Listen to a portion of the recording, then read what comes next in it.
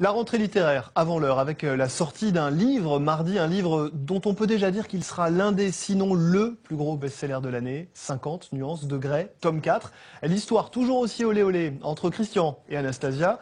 La mise en rayon en France pour ce livre, 1,5 million d'exemplaires.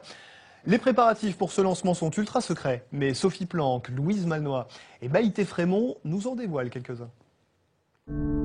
En France, ils sont seulement 6 à connaître le secret de Christian. Denise est la plume française de 50 nuances de Grey.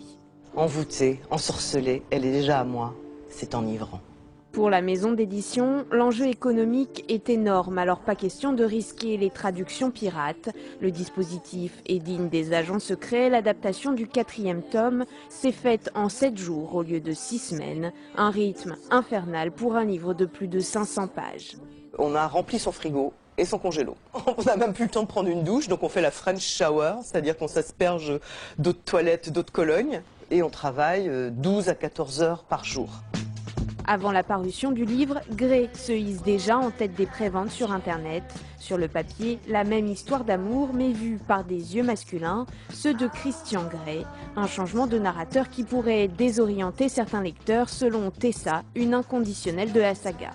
Il y a ceux qui sont très déçus, qui trouvent que l'auteur a été trop rapide dans son écriture, que c'est vraiment pas génial, qui s'attendaient à beaucoup mieux. D'autres qui sont plus mitigés, qui aiment bien le livre, mais qui s'attendaient à quelque chose de plus complexe, comme on va dans sa tête à lui. Malgré tout, les 3 précédents volumes se sont vendus à plus de 125 millions d'exemplaires dans le monde, dont 7 millions en France. Le plus grand succès des sagas en librairie, derrière Le Seigneur des Anneaux et Harry Potter. Parmi les lecteurs, seulement 20% d'hommes. Je ne veux pas faire des généralités stupides, mais je pense que c'est encore une fois les femmes qui achèteront plus ce livre. Elles seront peut-être curieuses de savoir ce qu'a dans la tête Christian, je crois.